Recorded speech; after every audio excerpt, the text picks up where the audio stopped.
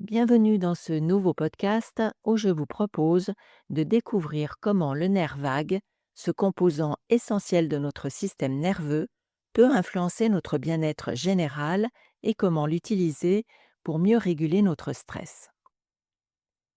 Le nerf vague est le plus complexe et le plus long des nerfs crâniens. Il prend naissance dans le tronc cérébral et s'étend jusqu'à la cavité abdominale, en passant par le cou, le thorax, l'abdomen. Et grâce à ses très nombreuses fibres nerveuses, il assure la communication entre notre cerveau et nos organes. Lorsque nous stressons, c'est notre système nerveux autonome sympathique qui est aux commandes. C'est lui qui prépare tout notre organisme à l'action. On appelle cela la réaction fuite ou combat. Il y a libération d'hormones comme l'adrénaline, le cortisol. Notre cœur s'accélère, notre respiration augmente, notre digestion ralentit, nos muscles se préparent à réagir. Puis une fois que la situation de stress est passée, c'est le système parasympathique qui prend le relais et le nerf vague, qui est le nerf principal du système parasympathique, se charge alors d'envoyer, grâce à ses fibres nerveuses, divers signaux d'apaisement à tout notre corps pour lui permettre de récupérer. D'autres hormones sont sécrétées, notre cœur ralentit, notre respiration s'apaise. Mais si la situation de stress perdure ou bien qu'elle se répète, cela entraîne alors une hyperactivation du système sympathique et un dysfonctionnement du nerf vague. Concrètement, notre organisme reste en mode alerte constante, il n'a pas le temps de récupérer, cela l'épuise et entraîne divers problèmes de santé. Les conséquences d'un dysfonctionnement du nerf vague sont très nombreuses: problèmes digestifs, comme par exemple le syndrome de l'intestin irritable, problèmes cardiaques, comme des arythmies, problèmes émotionnels, comme la dépression, l'anxiété, problèmes de sommeil, d'autres symptômes, comme des nausées, des vertiges, ou encore des problèmes respiratoires. Donc des conséquences autant sur la santé physique que mentale.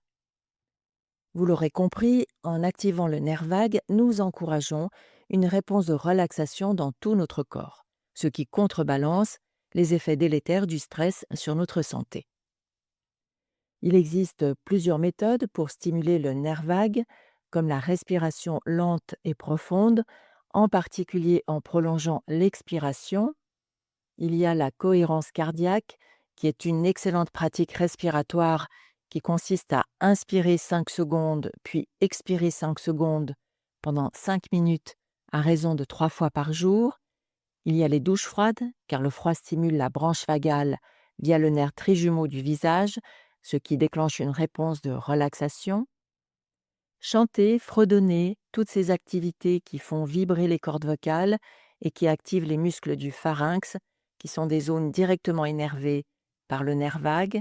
Il y a la méditation, le yoga, le pilate, la pleine conscience, des pratiques qui renforcent la réponse du parasympathique, et puis toutes les relations sociales positives et l'engagement social, c'est-à-dire toutes les interactions bienveillantes.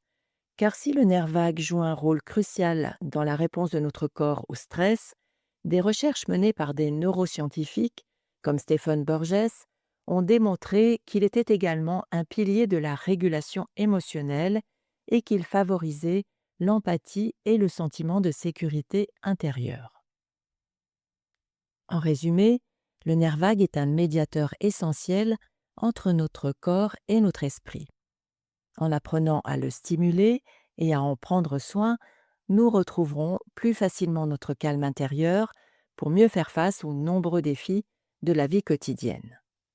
Écouter son corps, respirer, ralentir, se relier aux autres, autant de petits gestes simples pour prendre soin de ce grand nerf et de soi-même. Je vous remercie de m'avoir écouté. N'hésitez pas à vous abonner, à partager cet épisode et à me rejoindre dans les prochains où j'aborderai d'autres sujets en lien avec la santé et le bien-être.